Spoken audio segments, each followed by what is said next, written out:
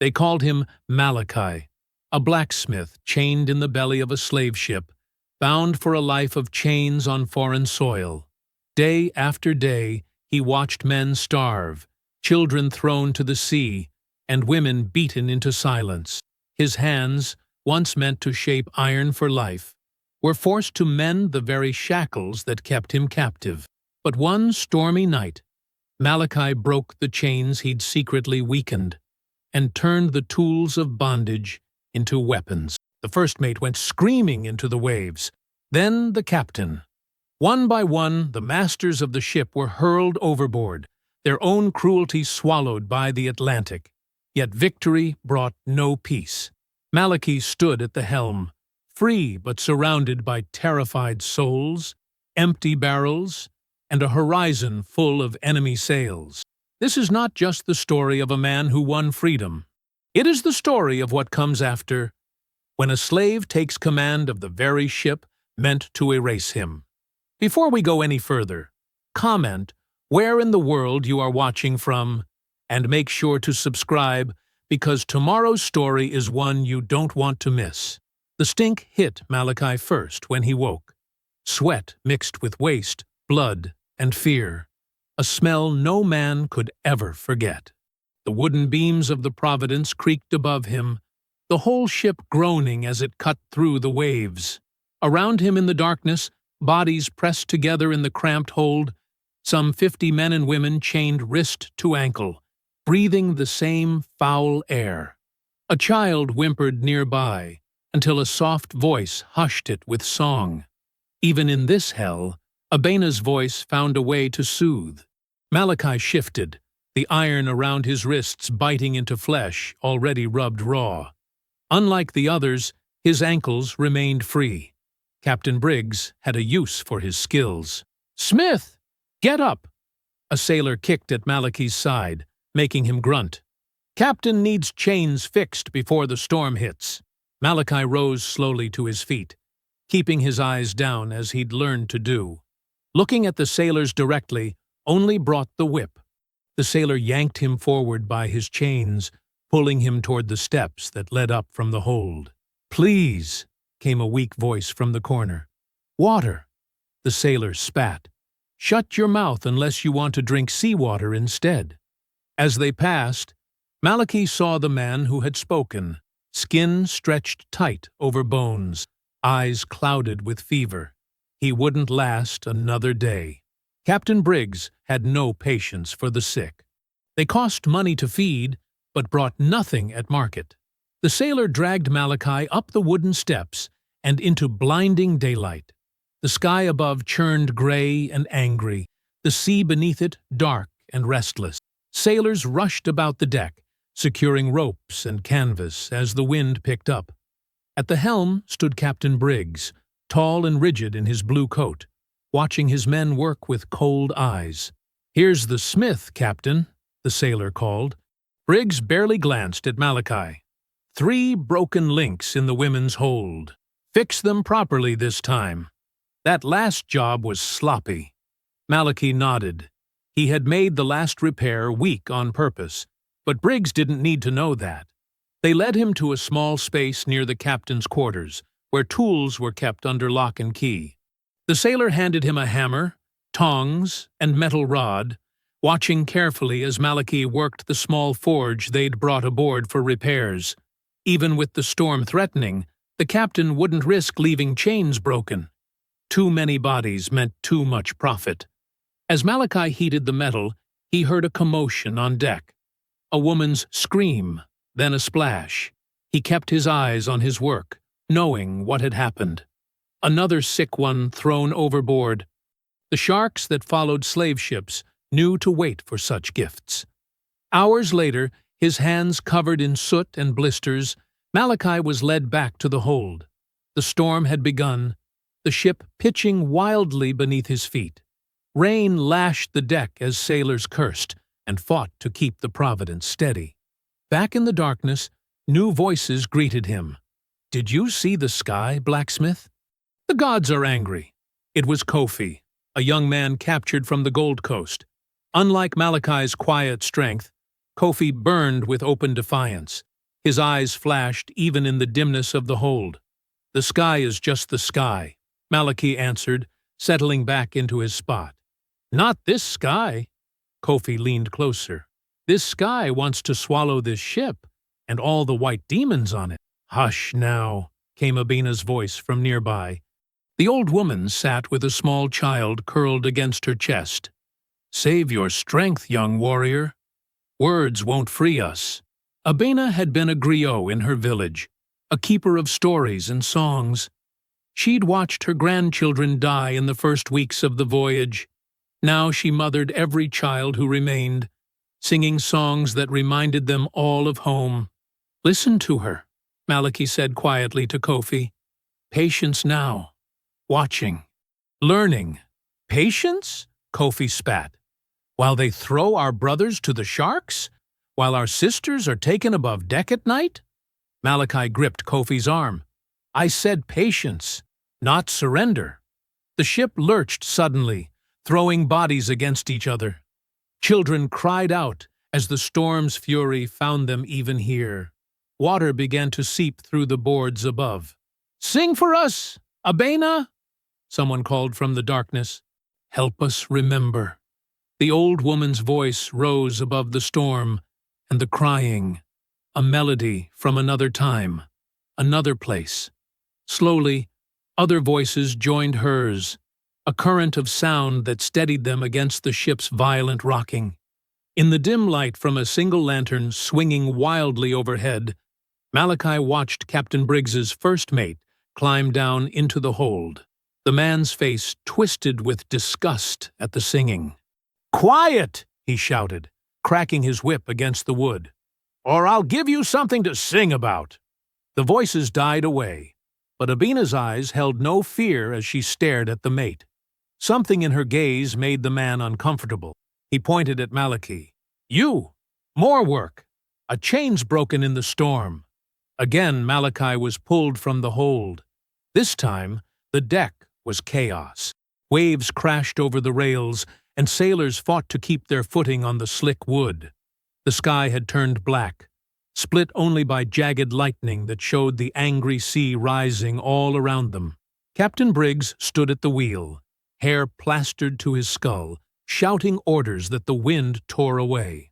He spotted Malachi and gestured sharply. "Fix the chain in the women's hold, now!" Working in the storm was nearly impossible. The ship pitched wildly as Malachi struggled with the forge. Sparks flew as he hammered, pretending to strengthen the metal while actually creating a weakness only he could see.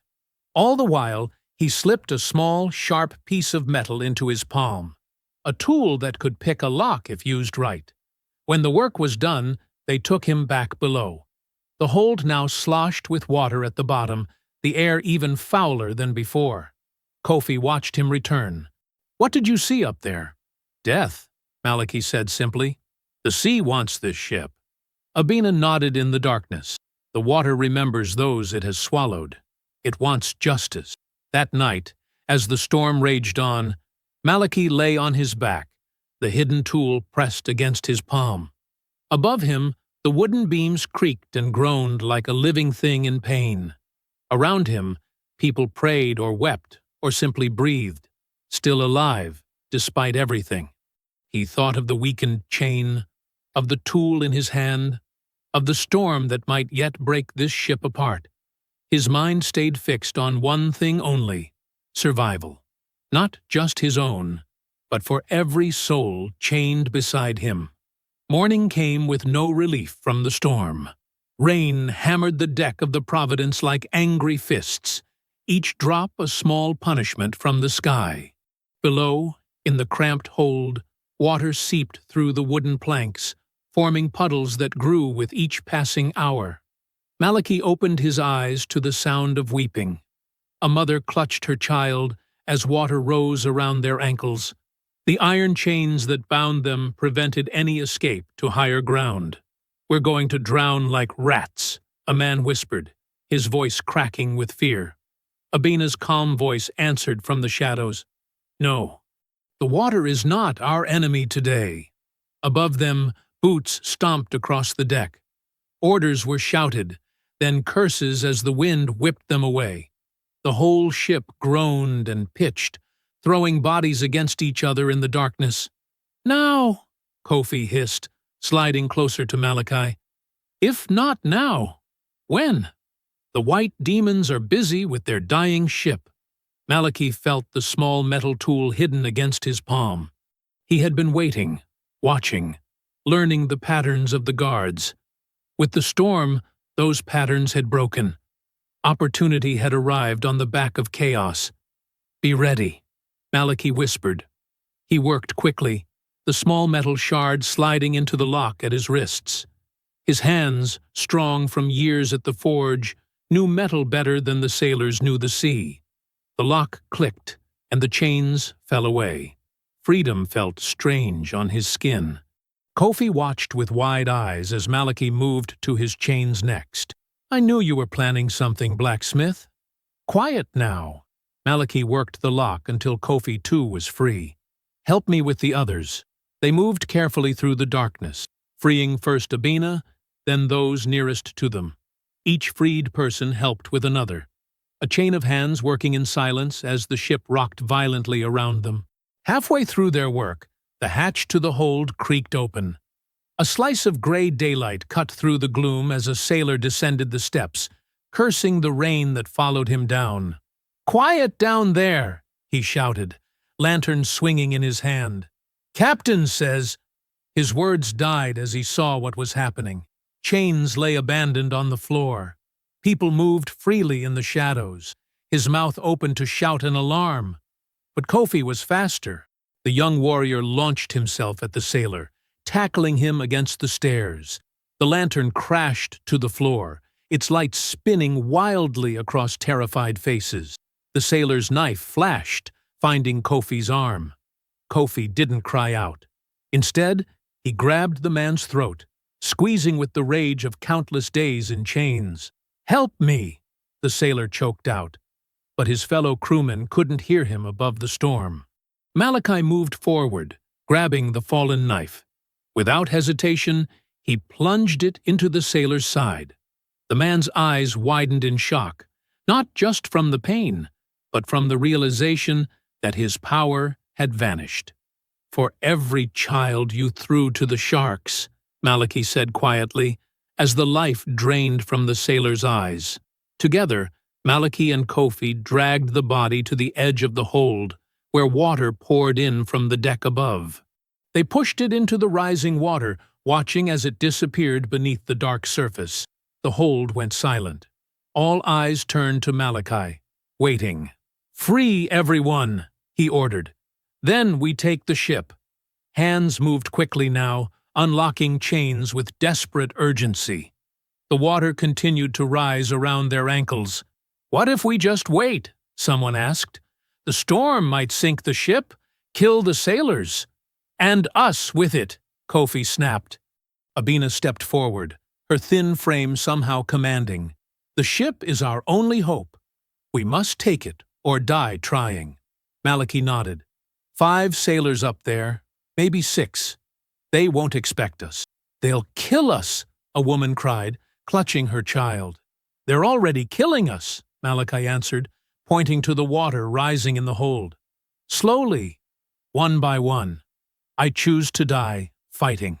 Fear hung in the air, thick as the stench that surrounded them. Then, one by one, people stepped forward. Kofi raised the dead sailor's knife. "I will follow you, blacksmith." "And I," said Abena, her voice steady despite her years. Others nodded, grabbing makeshift weapons, broken pieces of wood, chains now turned from symbols of captivity into tools of freedom. Malachi looked at the people around him. Not just captives anymore. Warriors now. "The storm works for us," he told them. "They won't hear us coming. They won't see well in the rain." He moved toward the steps, Kofi close behind him. The ship lurched suddenly, throwing several people off balance. Water sloshed violently around their legs. "We must go now," Malachi said urgently. "The ship is taking on too much water." A bolt of lightning crashed somewhere nearby. illuminating the hold through the open hatch. In that brief, electric moment, Malachi saw the faces of his people, terrified but determined, broken but unbowed.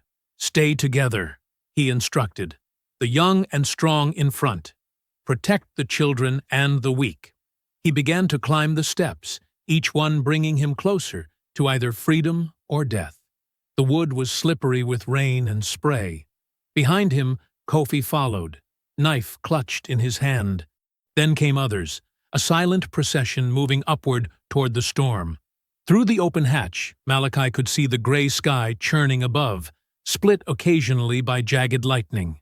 Rain lashed down in sheets, turning the deck into a small river. Sailors fought with the sails, trying to keep the Providence from capsizing in the massive waves. None had noticed the open hatch yet. None had realized their cargo now carried weapons and fury. At the top step, Malachi paused, the rain soaking him instantly. Freedom tasted like salt and storm. Behind him, faces looked up, waiting for his signal. Lightning cracked the sky open, illuminating the deck in harsh white light. In that frozen moment, Malachi saw everything clearly. The struggling sailors, the massive waves crashing over the rails, the ropes snapping in the wind, and he saw opportunity. He stepped onto the deck, water rushing around his bare feet. Kofi emerged beside him, then others, a silent army rising from below. The rain hid their tears of fear and hope as they spread out onto the deck, ready to fight for a freedom none of them had dared to imagine until this moment. Captain Briggs stood at the wheel, his back to them, shouting orders that died in the wind. He hadn't seen them yet. None of the crew had noticed the shadows moving behind them, gripping improvised weapons with white-knuckled determination. Malachi took a deep breath of storm air, feeling something shift inside him. The blacksmith, who had been forced to forge his own chains, was about to break them forever.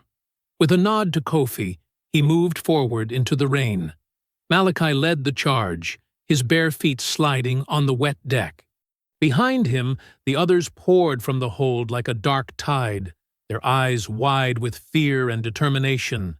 The rain hammered down, turning the world into a gray blur. "What in God's name?" A young sailor spotted them first, dropping the rope he was securing. He never finished his sentence. Kofi leaped forward with shocking speed, tackling the sailor to the deck. The man's head cracked against the wood. He clawed at Kofi's face, trying to push him away. But Kofi's hands found his throat. Years of rage poured through his fingers as he squeezed, watching the sailor's eyes bulge with terror. "This is for my sister," Kofi growled, though the dying man couldn't understand his words. The sailor's struggles weakened, then stopped. Kofi rose, rain washing the dead man's blood from his hands, and turned to find his next target. Across the deck, chaos erupted. The freed captives swarmed the unprepared crew. Some sailors fought back with knives and clubs, but they were outnumbered. One man ran for the bell to signal alarm, but an elderly captive tripped him with a chain, sending him sprawling. Through the driving rain, a distant shape appeared on the horizon. Another ship, a British frigate. But the storm hid the uprising from its watchful eyes. Providence had become a battlefield unto itself. Isolated in the tempest, First Mate Hensley, a tall man with a scarred face, backed against the mast. He swung a belaying pin at anyone who came close, his face twisted with hatred. "Savages!" he shouted over the storm. "You'll all drown without us."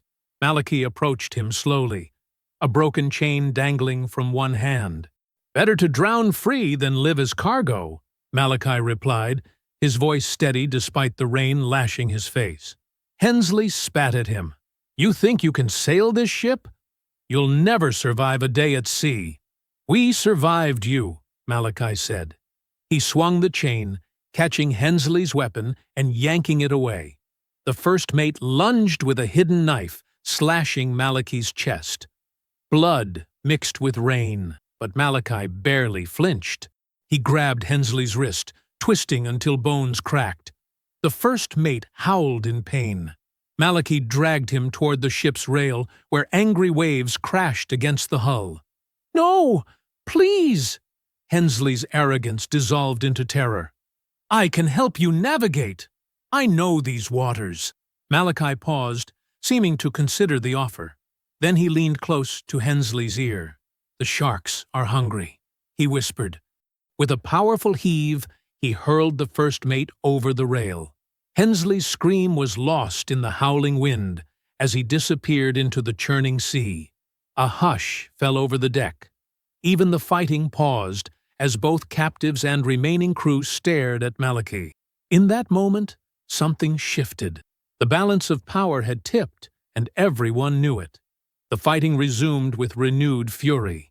2 sailors rushed Malachi with axes, but newly freed captives intercepted them, overwhelming them with sheer numbers. A woman who had been whipped just days before drove a nail into a sailor's eye. A boy no older than 12 grabbed a fallen knife and stabbed a gunner in the leg. Near the forecastle, Abena gathered the children, herding them behind a stack of barrels. A sailor spotted them and raised his pistol, aiming at the defenseless group. "No!" Abena threw herself in front of the children, arms spread wide. The gun fired, but the wet powder fizzled in the rain. Before the sailor could reload, Abena grabbed a loose board and swung it at his head. The blow wasn't strong, but it distracted him long enough for others to tackle him. "Stay down," Abena told the children, her voice soothing despite the violence around them. "This storm is washing away our chains." On the quarterdeck, Captain Briggs fired his pistol into the crowd, dropping one man with a shot to the chest. He reloaded frantically, his hat lost to the wind, hair plastered to his skull. "Get back below!" he shouted. "This is mutiny! You'll all hang!" But his words carried no power anymore. His crew lay dead or dying on the deck. The slaves he had bought and chained now moved toward him like an unstoppable wave. Malachi climbed the steps to the quarterdeck, blood running down his chest from the knife wound. Behind him came Kofi, Abena, and dozens of others, their eyes reflecting the lightning that still split the sky. "You're nothing without me!" Briggs screamed, backing up until he hit the rail. "You'll die out here." "Perhaps," Malachi said, "but we will die as people, not as property." Briggs raised his pistol, aiming at Malachi's heart. His finger tightened on the trigger. Kofi moved like lightning, grabbing the captain's wrist and forcing it upward. The shot fired harmlessly into the stormy sky. Malachi stepped forward, taking the captain by his fine coat. Briggs struggled, but many hands grabbed him, holding him against the rail. "Beg," Malachi said. "What?" Briggs looked confused. "You made us beg for water, for scraps, for our lives." Malachi's voice was quiet, almost lost in the storm. "Now you beg." Understanding dawned in the captain's eyes. "Please," he whispered. "I have gold. In my cabin. It's yours." "We don't want your gold," Malachi said. "We want your ship." With that, he pushed. Many hands joined his. Captain Briggs tumbled backward over the rail, his scream swallowed by the hungry sea. Thunder rolled across the sky, as if marking the moment. As suddenly as it had begun, the fighting was over. The deck of the Providence was theirs. Through the night, they secured the ship as best they could, following Abena's directions to care for the wounded. The storm began to subside, its fury spent. By dawn, the rain had stopped. Sunlight broke through scattered clouds, revealing the carnage on the deck. Blood mixed with seawater between the planks. Bodies of sailors had been thrown overboard during the night. Malachi stood at the helm, his hands gripping the ship's wheel. He was shaking, not from cold, but from the enormity of what had happened, what they had done, what lay ahead. Around him, the others looked to the horizon with uncertain eyes. The vast ocean stretched in all directions, beautiful and terrifying in its emptiness. They had seized command of the Providence, but had no course to follow, no destination that promised safety. Malachi's fingers tightened on the wheel. The iron that had once bound him was gone, but freedom came with its own weight. The ship was theirs. The question now was where to take it. Morning crept across the Atlantic, painting the waves with streaks of gold and orange. The storm had passed, leaving behind an eerie calm. On the deck of the Providence, freed captives moved silently among the dead. Some bodies lay still, their blood dried black against the wooden planks. Others moaned softly, clinging to life, despite terrible wounds. Malachi stood at the rail, his chest bandaged with torn cloth. The knife wound from First Mate Hensley burned with each breath, but he kept his face calm. The others watched him, waiting for direction. "We must clean the ship," he announced, his voice carrying across the deck, "and bury our dead." Kofi approached, his muscular arms spattered with dried blood. "What about their dead?" He kicked at a sailor's corpse. "They go to the sea as well," Malachi said. "I won't have their bodies rotting on our ship." Kofi's eyes narrowed at the word "our," but he nodded and began organizing others to help. They worked through the morning, carrying bodies to the rail. For their own dead, Abena sang quiet songs of passage as each one slipped beneath the waves. For the sailors, there were no songs, just the splash as they hit the water and slowly sank from sight. "The sharks will eat well today," someone muttered. A woman named Essie, thin but strong, approached Malachi. "What now? We have no food, no water, and no idea where we are." Before Malachi could answer, shouts erupted from below deck. Two men dragged a struggling figure up the stairs. A skinny white boy, no older than 14, dressed in a tattered cabin boy's uniform. "Found him hiding in the storage hold," one man said, pushing the boy to his knees in front of Malachi. The boy trembled violently, tears streaming down his dirt-smudged face. "Please don't kill me," he begged. "I never hurt none of you. I swear it." Malachi studied him carefully. The boy's knees were scraped raw, his hands calloused from climbing rigging. Not a master, but not entirely innocent either. He had watched their suffering without objection. "What's your name?" Malachi asked. "Thomas, sir." The boy's voice cracked. "Thomas Walker. Do you know how to sail this ship, Thomas?" Thomas swallowed hard. "Some, sir. I know the basic workings. I can read the charts a bit. The captain was teaching me navigation." A murmur spread through the gathering crowd. Someone who knew navigation could be valuable, or dangerous. "And where are we now?" Malachi asked. 3 weeks out from the Gold Coast, sir. Heading toward the Americas." Thomas pointed with a shaky finger. "Jamaica, most like." "That's where we were bound." Kofi pushed forward. "We should go east, back to Africa." "With what supplies?" asked Essie. "We barely have enough for a week." "Better to die trying to reach home than to arrive in chains at their ports," Kofi insisted. Arguments erupted among the freed captives. Some wanted to turn east, others thought west safer. A few suggested finding a deserted island to hide on. The debate grew heated, voices rising until Malachi raised his hand for silence. "Thomas, can you guide us east, back toward Africa?" The boy hesitated, glancing nervously at the angry faces surrounding him. I think so, if you spare me. Please. You'll help us, or join your captain in the deep," Kofi growled. Thomas nodded frantically. "I'll help.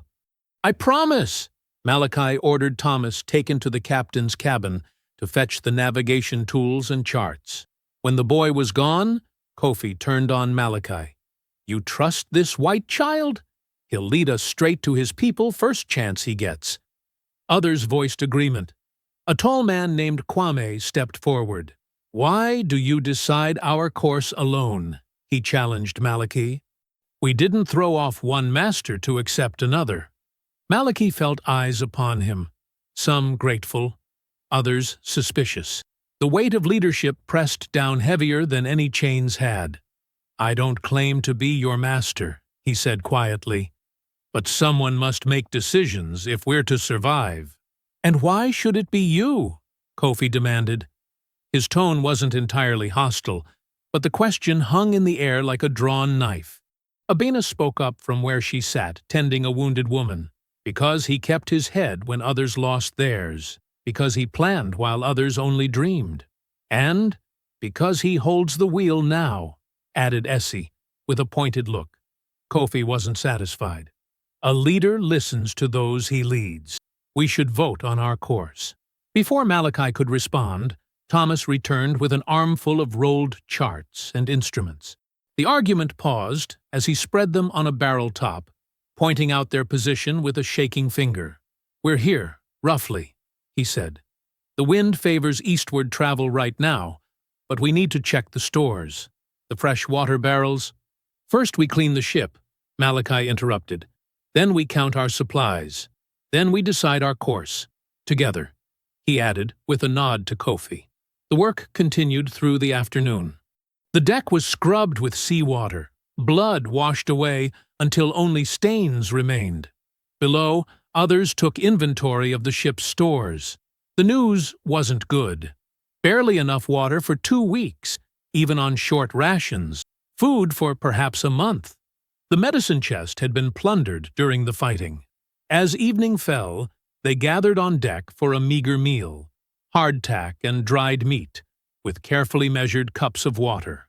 They sat in small groups, some by tribe or language, others by the bonds formed in captivity. Children huddled close to Abena, who told them stories to ease their fear. Malachi stood apart at the helm, chewing slowly on his ration while staring at the darkening sky. The first stars appeared, bright points in the deepening blue. He recognized some of the patterns his father had taught him. Guides for travelers lost in unfamiliar lands. Kofi approached, offering a cup of water. Malachi accepted it with a nod of thanks. "They look to you," Kofi said, gesturing to the people scattered across the deck. "Even those who question you." "I never asked to lead," Malachi replied. "Few true leaders do." Kofi leaned against the rail. "But you took command when it mattered. Now you must keep it, or we die out here."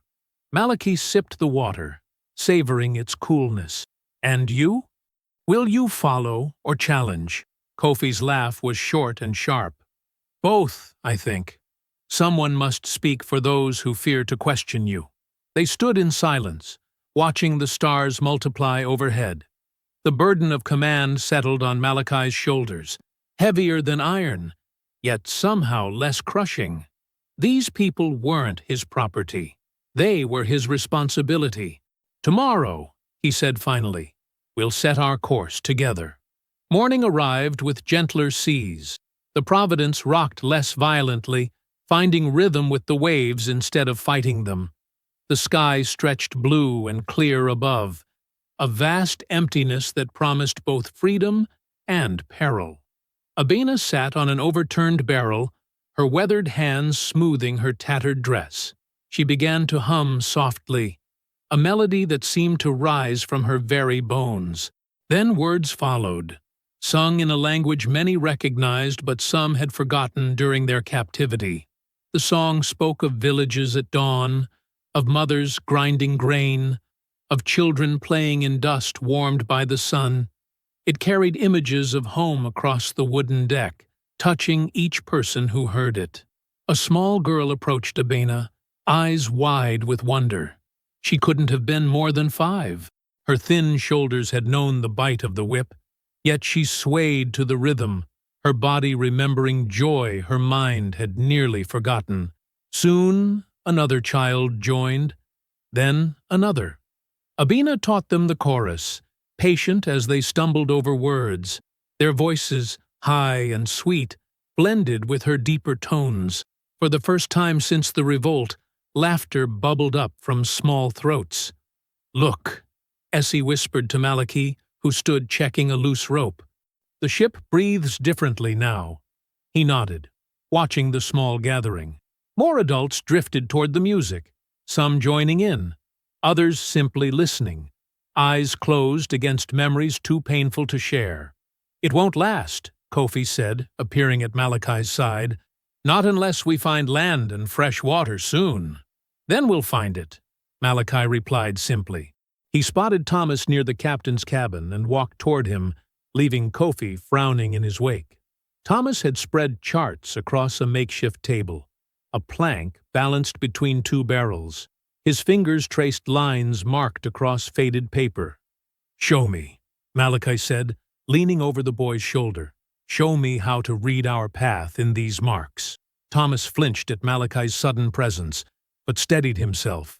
"These lines show the currents," he explained, voice barely above a whisper. "And these numbers tell the depth. We need to stay in the deeper water, away from reefs that could break the hull." Malachi's eyes narrowed in concentration. The markings blurred together, meaningless scribbles to a man never taught to read. "And the stars?" he asked. "How do we follow them?" Thomas pointed to a brass instrument. "The sextant. It measures the angle between the horizon and the stars. That tells us where we are." He demonstrated awkwardly, hands shaking.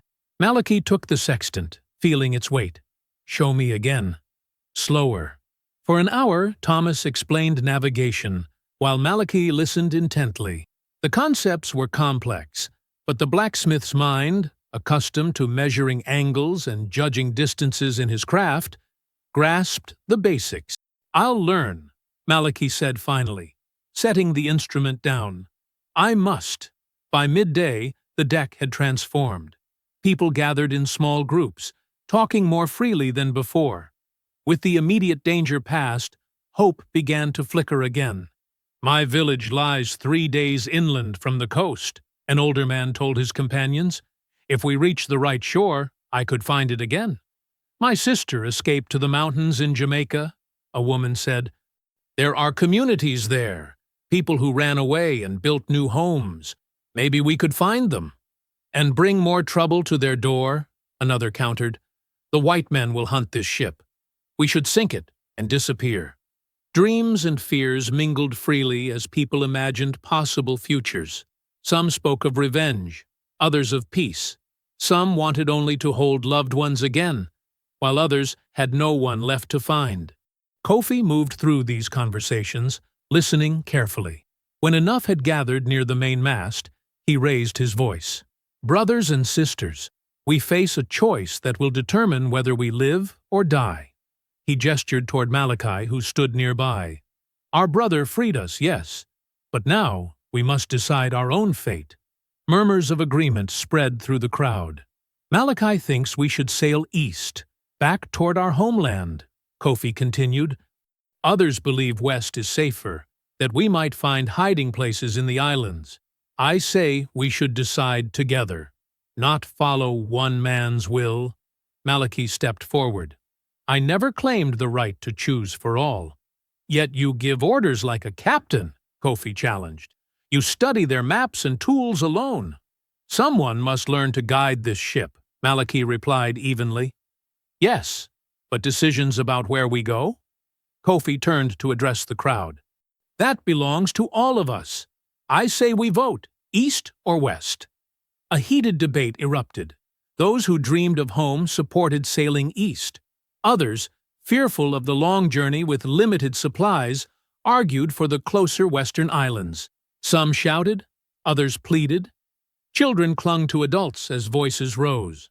Abena finally stood, silencing many with just her presence. "We escaped together," she said simply. "If we divide now, we are lost." "Then how do we decide?" someone called out. "We vote," Kofi insisted. "Raise your hand for east. Back to Africa." Slightly less than half raised their hands, Malachi among them. "Now for west. To the islands." A similar number of hands rose. Some hadn't voted at all, too confused or afraid to choose. The division was clear and dangerous. As darkness fell, the ship grew quiet again. Stars emerged, indifferent to the human drama below. Malachi stood at the wheel, feeling the ship's subtle movements through his palms. Kofi approached, his silhouette sharp against the moonlit sea. "No decision," Malachi acknowledged before Kofi could speak. "Because you've planted doubt," Kofi replied. Some fear the journey east because you said our supplies are too few. I spoke the truth. Your truth. Kofi moved closer, his voice low but intense. You freed us from chains. Don't bind us with your will. The words hit Malachi like a physical blow. He gripped the wheel tighter, saying nothing. You're becoming what you fought, Kofi pressed. Another man deciding our fate. Malachi stared ahead at the endless horizon. The accusation stung because part of him feared it might be true. The power he now held, was it so different from what Captain Briggs had wielded?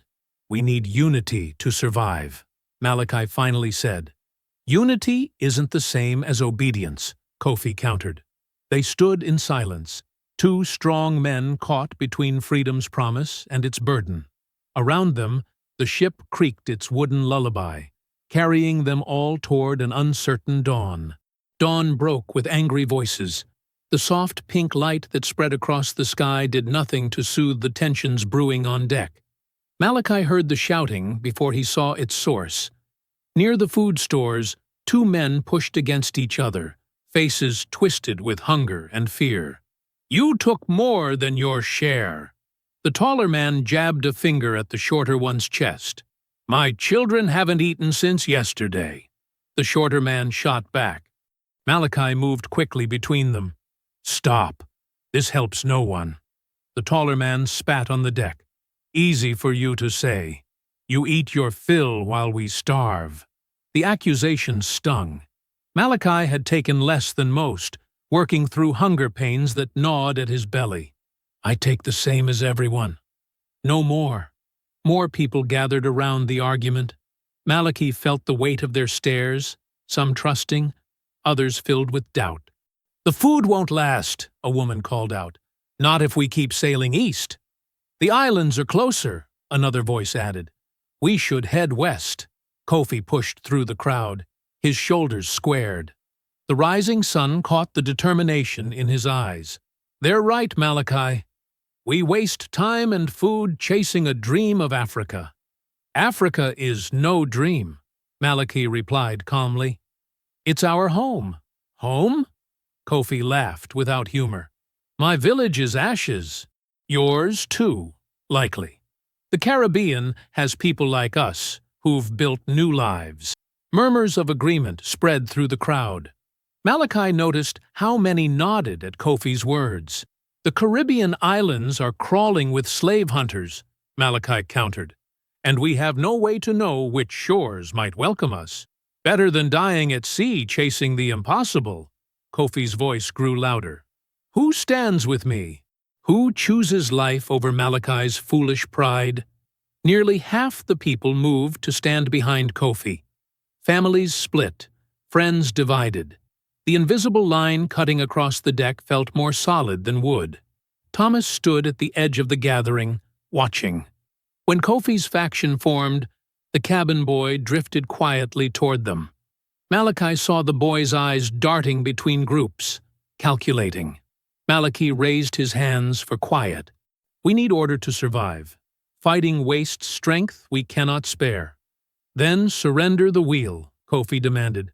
Let those who want life sail west. And those who want freedom? Malachi asked softly. What of them? An uncomfortable silence followed. Even Kofi had no quick answer. I'll divide the rations again, Malachi said firmly.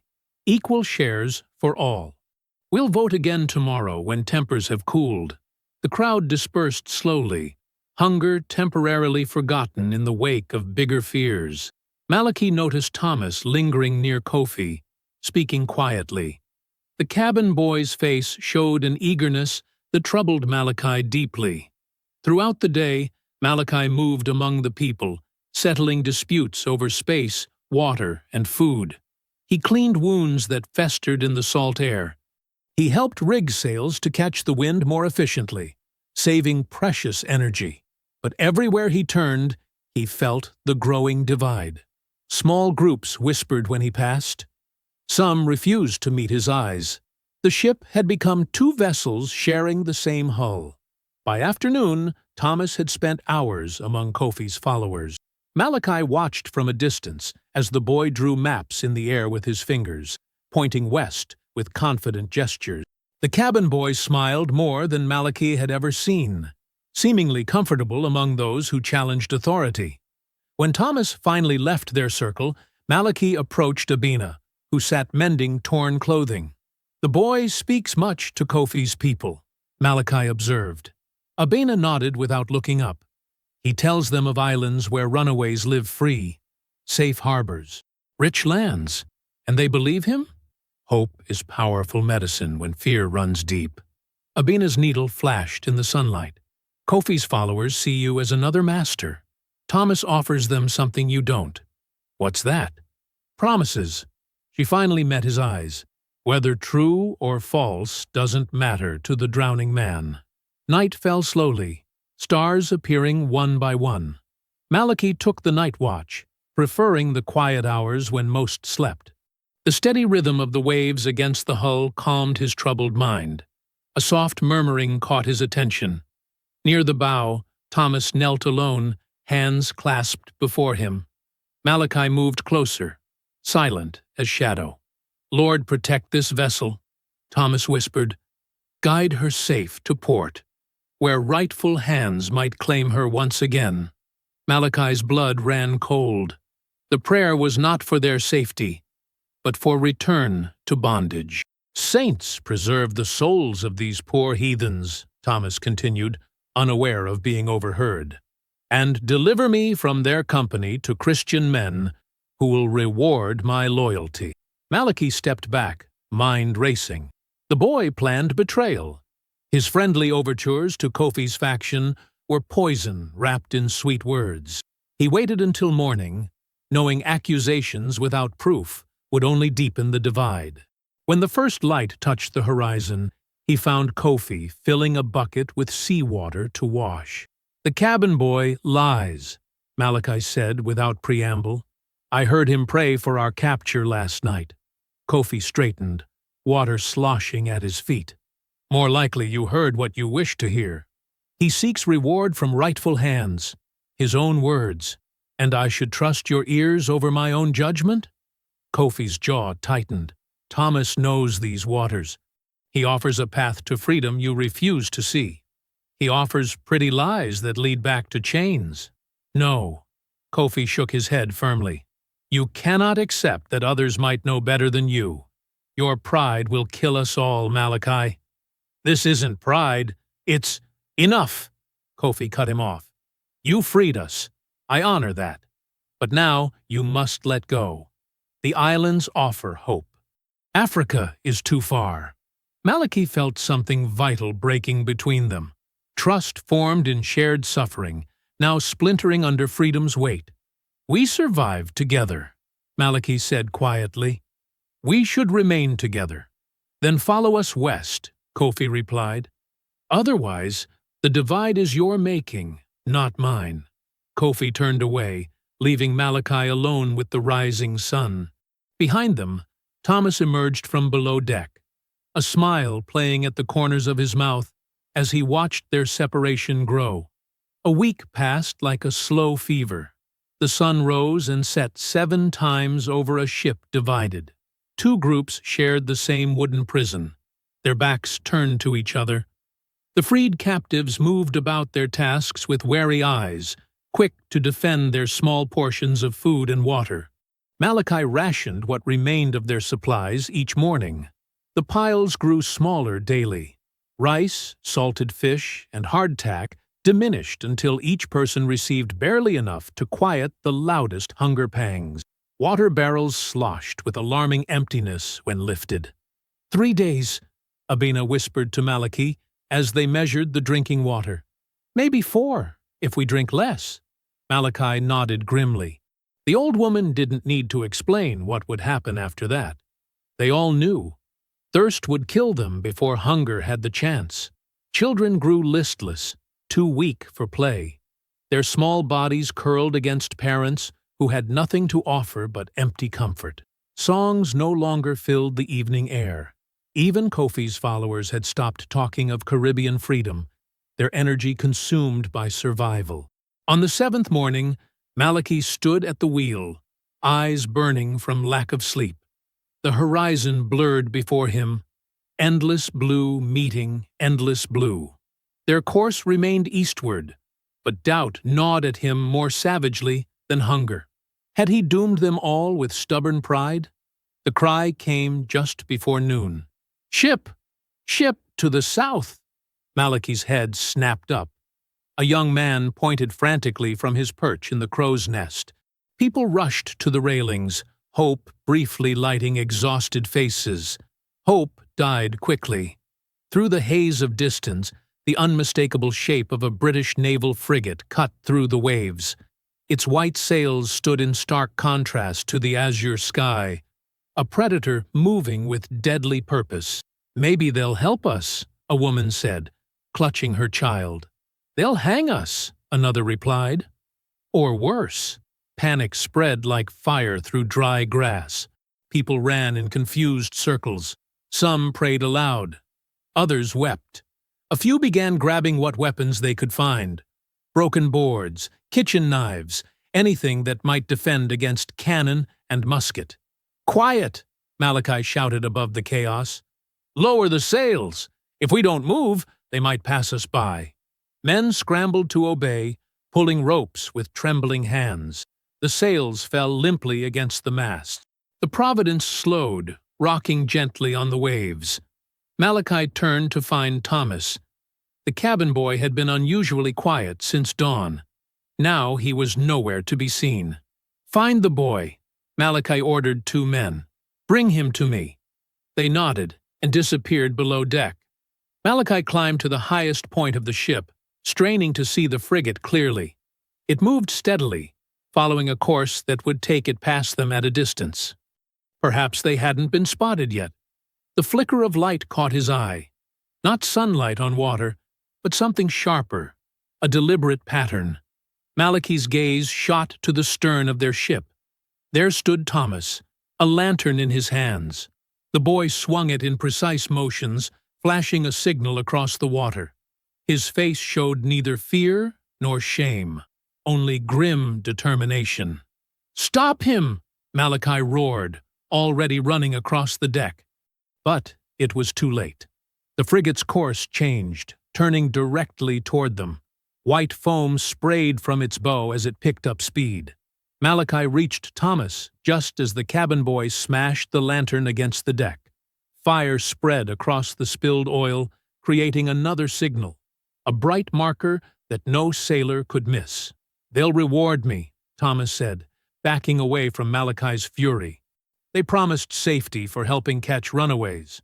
"Who promised?" Malachi demanded, advancing on the boy. "The captain, before you killed him." Thomas's voice trembled with desperate conviction. "I'm doing what's right." Kofi appeared from below, taking in the scene with one glance. "What's happening?" "Betrayal," Malachi answered, not taking his eyes off Thomas. The boy signaled the frigate. The distant boom came before anyone could respond. The cannonballs splashed short of their ship, sending up a fountain of water. A warning shot. "They're going to kill us all," Kofi whispered. The second shot found its mark. Wood exploded from the lower hull. The ship shuddered violently, throwing people to the deck. Screams rose from below as water rushed into the hold. "The children!" Abena cried, struggling toward the hatch. Another cannon roared. This time, the mizzenmast splintered, ropes snapping like whips as it tilted dangerously. "We need to abandon ship," Kofi shouted, pointing to the lifeboats. "We can scatter. Some might survive." For a moment, Malachi saw the wisdom in this, but as he looked at the terrified faces around him, a different truth emerged. Divided, they would be hunted down one by one. "No," Malachi said firmly. "Together, we have a chance. Separate, we die." Kofi hesitated, conflict clear in his eyes. "Trust me once more," Malachi urged. "Help me save our people." Something shifted in Kofi's expression. Respect, perhaps, or simply the recognition that Malachi's words rang true. He nodded once. "What do we do?" Kofi asked. "Set the emergency sails," Malachi ordered, pointing to the smaller canvases stored for storms. "And every man at the pumps, to keep us afloat." Together they rallied the survivors. Women formed bucket lines to bail water. Men worked frantically to rig the emergency sails. Even children helped, passing ropes and tools to those who needed them. The frigate fired again and again. Some shots missed. Others tore through wood and canvas. Blood mixed with seawater on the deck. But slowly, incredibly, the Providence began to move. The small sails caught the wind, pulling the wounded ship forward. "They're launching boats!" someone shouted. Malachi saw them, longboats filled with armed Marines, oars flashing as they pulled toward the fleeing slave ship. "Faster!" Malachi urged the sailors at the makeshift rigging. "The night comes. Darkness will hide us." The sun sank toward the horizon, casting long shadows across the water. The frigate continued its pursuit, but as light faded, its aim grew less certain. Cannonballs fell wide, throwing up harmless sprays in their wake. Darkness finally wrapped around them like a protective cloak. The firing stopped. The longboats, unable to maintain sight of their quarry, turned back toward their mother ship. The Providence drifted on, wounded but still afloat. Exhaustion claimed everyone. People collapsed where they stood, too tired, even for fear. Malachi sat alone on the deck, back against the damaged railing. Blood from a splinter wound trickled down his arm, unheeded. All around him, pieces of their ship floated away on gentle waves. Broken planks, shreds of canvas, shattered barrels. The sea swallowed their wreckage silently, erasing evidence of their passage. In the distance, the lanterns of the frigate still glowed, a predator waiting for dawn to resume the hunt. But for now, at least, they had survived. The sun rose harsh and unforgiving over the wounded Providence. Its light revealed what darkness had kindly hidden, a ship barely clinging to life. Tattered sails hung like broken wings from the remaining masts. The deck tilted slightly to one side where cannon fire had torn through the hull below. Water sloshed in the hold, despite the night's endless bailing. Malachi stood near the damaged railing, surveying what remained of their floating world. His eyes burned from lack of sleep, his hands raw from working ropes and pumps through the dark hours. Every muscle in his body screamed for rest, but there was no time for weakness. "How bad?" Kofi asked, joining him at the rail. "Bad," Malachi answered simply. "The lower hold is half flooded. We lost most of our food barrels when the shot hit the storage area." As if to emphasize his words, a group of women emerged from below deck, their faces drawn with grim news. Abina led them, her old frame somehow still standing strong despite the night's chaos. "The water broke open the rice sacks," she reported. "What wasn't washed away is soaked with seawater, unfit to eat." Malachi nodded, having expected nothing better. "And the drinking water?" "2 small barrels remain undamaged, perhaps 3 days' worth, if we're careful." The sun wasn't fully risen, and already hope seemed to sink with each passing moment. Around them, people stirred from exhausted sleep, their faces turning toward Malachi with unspoken questions. "We need to take count," Malachi said quietly. "Food, water, wounded, everything we have left." The next hour passed in grim accounting. 12 dead from the cannon fire, including 5 children. 23 wounded, 8 seriously. Food enough for perhaps 2 days, and that only if portions were cut to almost nothing. The ship itself leaked steadily, requiring constant work at the pumps to stay afloat. When the count finished, Malachi gathered everyone on the main deck. Nearly 100 people stood in the morning heat, waiting for words that might save them. "We will share what we have equally," Malachi announced, his voice carrying across the silent crowd. "Each person gets the same water, the same food. No exceptions." He gestured to the meager piles laid out on a canvas sheet. Dried fish salvaged from broken barrels, hardtack biscuits, a few coconuts that had somehow survived intact. Beside them sat the precious water barrels. 1 cup of water per person, morning and night, he continued. One small portion of food at midday. The children drink first, then the wounded, then everyone else. A murmur rippled through the crowd. Even divided equally, the rations would barely keep them alive. "What about him?" someone shouted, pointing at Thomas, who sat bound to the broken mizzenmast. The cabin boy's face was bruised where angry hands had struck him after his betrayal. "He gets the same as everyone," Malachi said firmly. "We are not our captors." This brought louder protest. Kofi stepped forward, eyes flashing. "He betrayed us to the frigate. He deserves nothing." Many voices agreed, anger rising like a tide. Hunger and fear made them eager for someone to blame, someone to punish. Malachi raised his hand for silence. He will face judgment when we reach land. Until then, he eats and drinks like the rest of us. The distribution began, carefully measured under Abena's watchful eye. Each person received their tiny cup of water and nothing more until evening.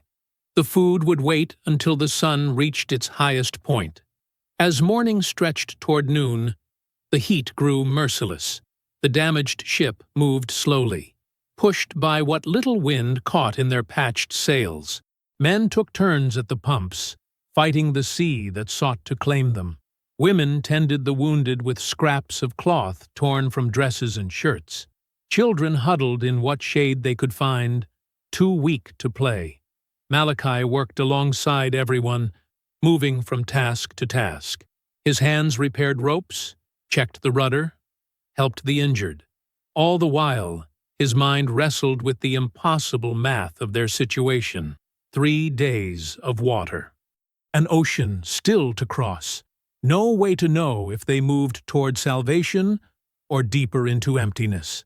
By midday, tempers had frayed dangerously thin.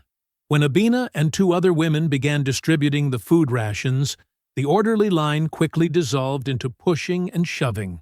"Back!" Abena commanded, her old voice cracking like a whip. "Form the line again, or no one eats." Most obeyed, shamefaced. But 2 men, brothers from a coastal village who had always been quick to anger, continued struggling at the front of the line. "I was here first," the older brother shouted, shoving the younger. "You always take more," the younger one replied, pushing back harder. Their voices grew louder, their hands more violent. When Abena tried to separate them, they knocked her aside. She fell hard against the deck, crying out in pain. The fight exploded then. The brothers fell upon each other with fists and teeth. Others tried to pull them apart, but hunger and desperation had turned them feral. The younger brother grabbed a broken piece of wood and swung it wildly. The blow caught his brother in the temple with a sickening crack. Blood sprayed across the deck. The older brother staggered, eyes wide with shock, then collapsed. He was dead before he hit the planks. Silence fell like a stone. The younger brother stared at his hands, at the bloody weapon, at the still form of his brother. His face crumpled in horror at what he had done. "This is what becomes of us?" Kofi roared, stepping forward. He pointed at Malachi.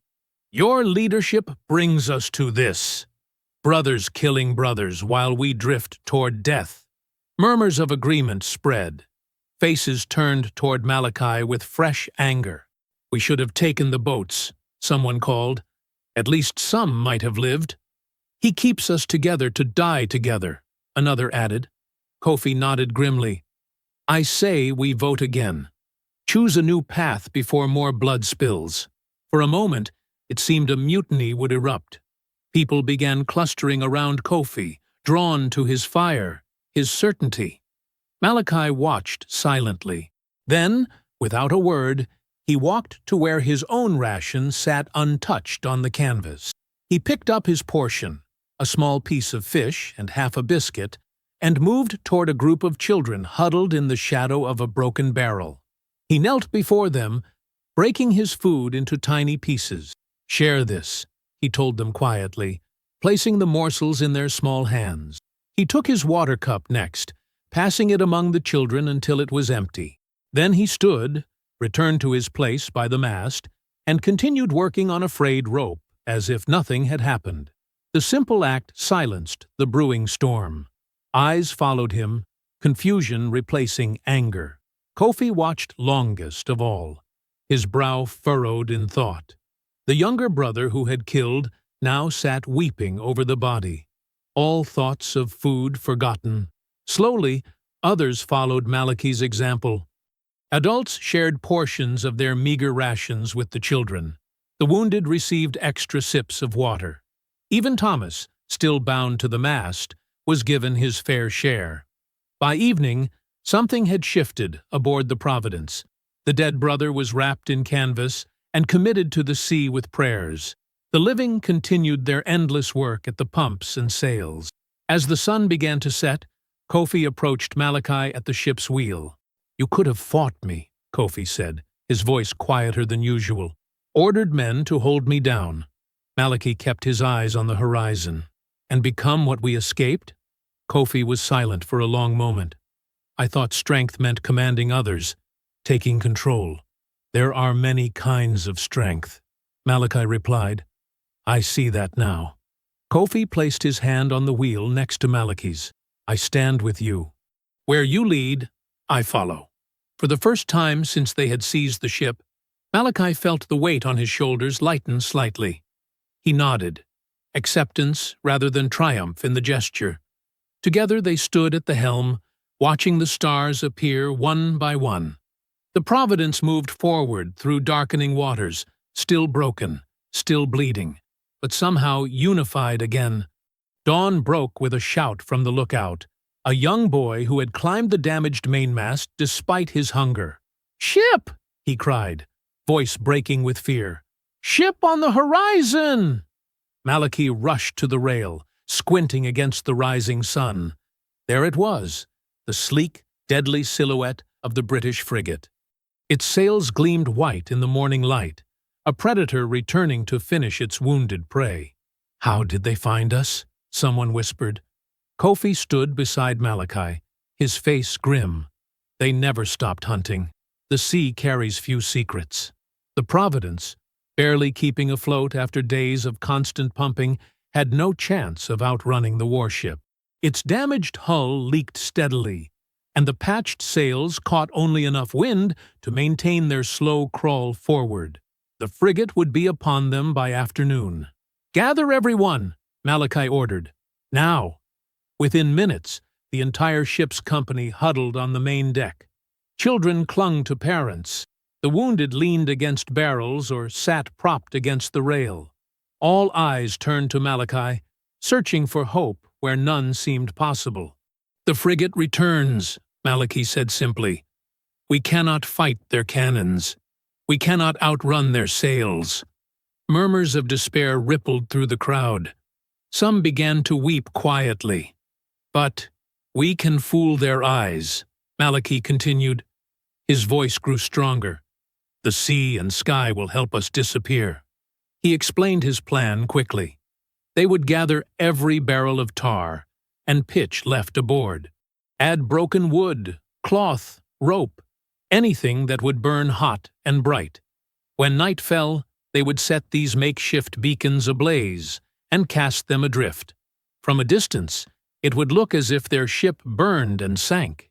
"They want to believe we are destroyed," Malachi said. "So we will show them what they wish to see." Hope flickered across weary faces. It was desperate, unlikely, but it offered a chance. "And what if it fails?" Thomas asked from where he still sat bound. "What then?" "Then we die fighting," Kofi answered before Malachi could speak. "Better that than chains again." The preparations began immediately. Every corner of the ship was searched for materials. They found 3 barrels of tar in the carpenter's stores, forgotten in the chaos after the attack. Broken planks and splintered wood were gathered into piles. Rags and torn sails were collected and soaked in whale oil from the ship's lamps. By midday, the frigate had drawn close enough to see its cannons. It approached cautiously, perhaps wary of another surprise from the slaves who had already proven dangerous. The Providence continued its labored journey, pretending not to notice its hunter. Malachi worked alongside everyone else, his hands black with tar, as they prepared the burning barrels. Beside him, Abena softly sang an old song about trickster spiders who fooled the mighty lions. Children joined her, finding courage in the familiar tune. "Will it work?" Kofi asked quietly, helping Malachi secure rope around a barrel packed with tar-soaked wood. "It must," Malachi replied. "Fear makes men see what they expect. If they believe a slave ship cannot sail without its masters, they will see it sink." As the sun began its descent, the frigate drew within firing range. Everyone tensed, expecting the thunder of cannons at any moment. But the warship held its fire, seemingly content to shadow them until full capture was assured. "They want us alive," Abena whispered to Malachi. "More profit in returning captured property than sinking it." Malachi nodded grimly. "Night is our only chance." Darkness fell slowly, tortuously. The moon was thin, a mere sliver in the sky, a blessing that would keep the night dark. Stars appeared one by one, like distant eyes watching their desperate gamble. When full night enveloped them, Malachi gave the signal. Lanterns were extinguished across the Providence, plunging the ship into darkness. In the black of night, they could just make out the frigate's running lights, hovering like fireflies on the horizon. "Now!" Malachi commanded. The first barrel was lit with a torch. Flames leapt hungrily at the tar and oil, creating a blazing beacon.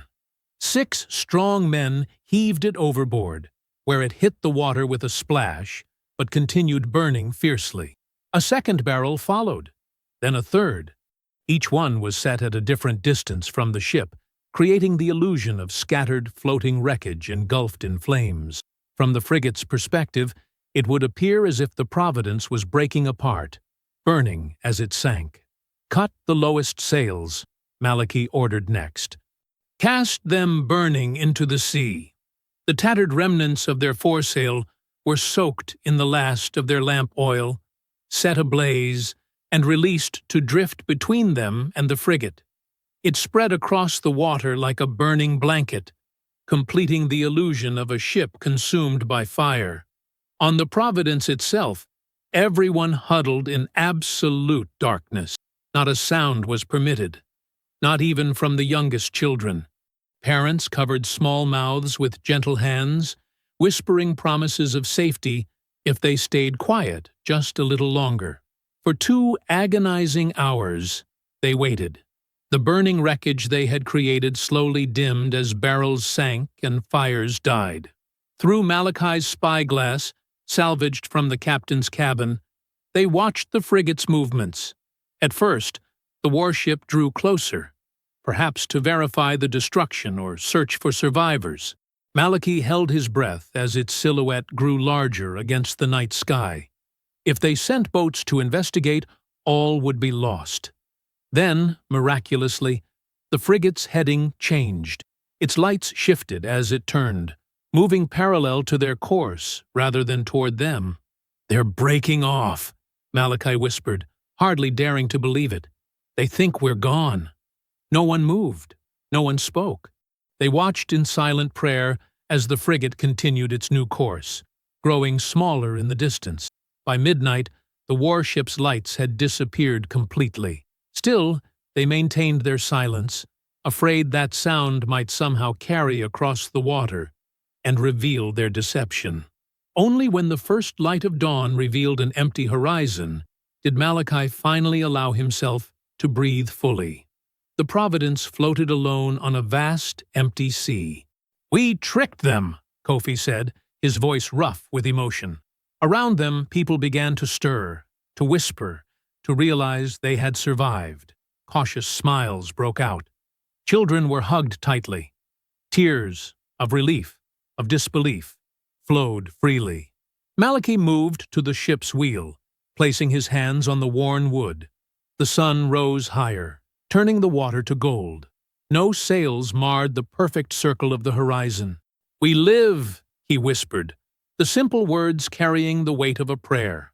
The ship creaked beneath him, battered, but undefeated. The Providence sailed on into open water, carrying its cargo of freedom across the endless blue. The sun rose and set 23 times after their escape from the frigate.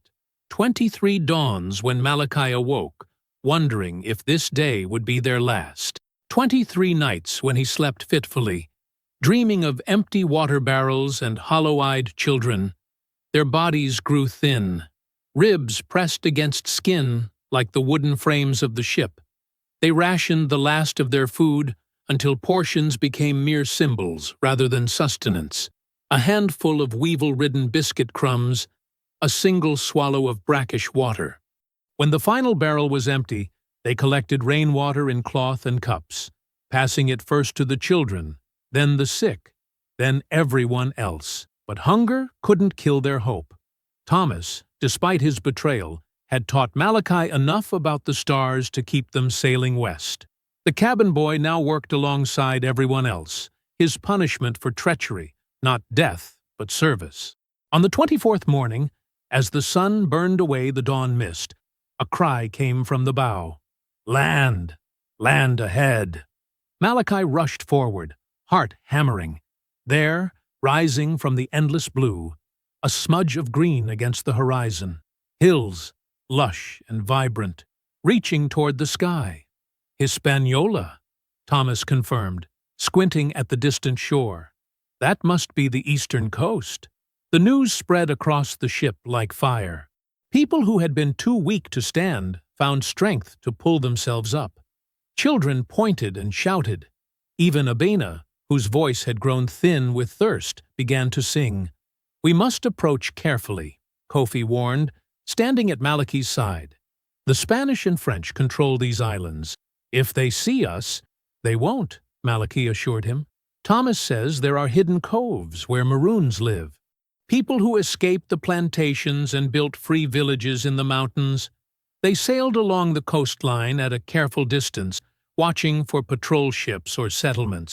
By mid-afternoon, they spotted what they sought, a narrow inlet, almost invisible unless viewed from the right angle, protected by rocky outcroppings that would hide a ship from passing vessels. Malachi ordered the sails lowered. Men worked the oars, guiding the Providence through the treacherous channel.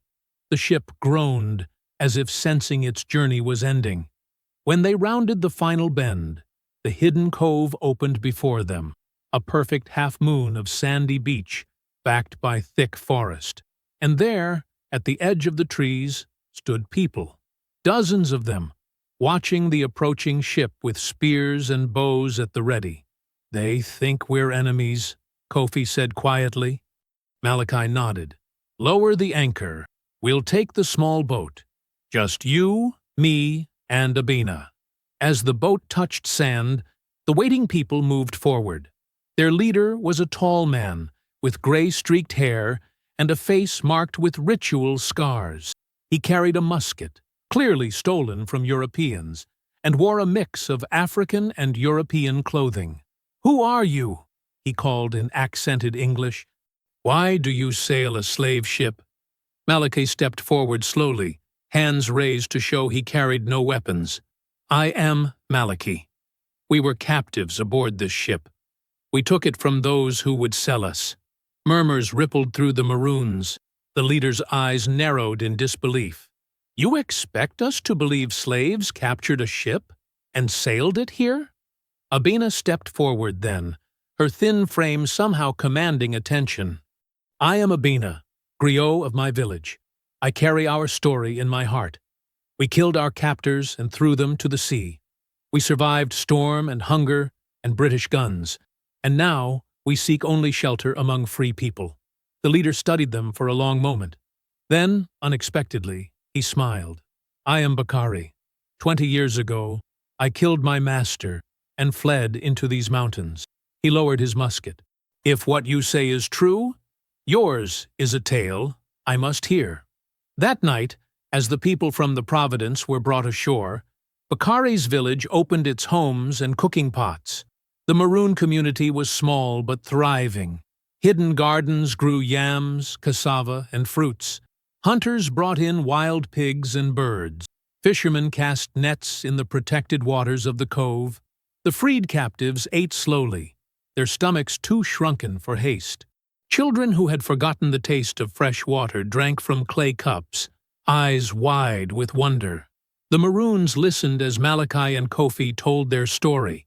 The storm, the uprising, the frigate, the burning barrels.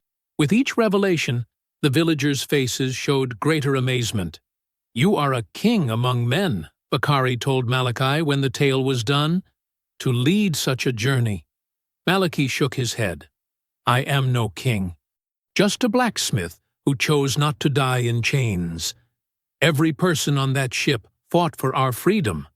I only held the wheel. And I questioned your every decision," Kofi added with a rare smile. He sat beside Malachi now, shoulder to shoulder. "Yet, here we are, alive, because of your vision." As night deepened, the village gathered around a bonfire on the beach. Food was shared, stories exchanged. Children who had been silent with fear aboard the ship now ran laughing across the sand. Women who had cowered from sailors' boots now danced to the rhythms of drums made from hollowed logs and stretched skins. Abina sat near the fire, surrounded by the village's elders and children. Her voice, strengthened by food and rest, rose in songs from their homeland, songs of rivers and mountains, of ancestors and heroes.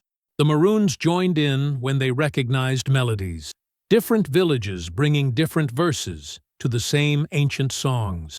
Malachi stood apart, watching it all. The firelight painted everyone in warm gold, making the horror of the past weeks seem distant. He turned to look at the Providence, anchored in the cove, its silhouette black against the star-filled sky. The ship's broken masts and patched hull told the story of their journey more eloquently than words. "Will you stay with us?" Bakari asked, joining Malachi at the water's edge. "If you'll have us," Malachi answered, "though I can't speak for everyone. Some may wish to find their own paths. And you? What does the ship-taker wish for himself?" Malachi considered the question. "Peace," he said finally, "and never to forge another chain." The celebration continued into the night. Kofi led a dance of warriors, demonstrating his people's traditions. Children fell asleep on blankets beneath the stars. Healing began in small ways: a smile, a full belly, the absence of fear. As the fire burned lower, Malachi walked alone to the water's edge. The tide lapped gently at his feet. He looked out at the Providence, once their prison, then their salvation, now their monument. "The sea took our captors," he whispered to himself, feeling the weight of the journey in every word, "but it gave us back our souls." He stood there until the first light of dawn touched the horizon, watching over the ship that had carried them from despair to freedom. The breeze carried the scent of earth and growing things, so different from the salt and desperation of their voyage. Around him, in the village behind and the ship before, slept people who had defied an empire to claim their humanity. Tomorrow would bring new challenges, but tonight, under stars that had guided them home, they were free. I hope you found that story powerful. Leave a like on the video and subscribe so that you do not miss out on the next one. I have handpicked 2 stories for you that are even more powerful. Have a great day.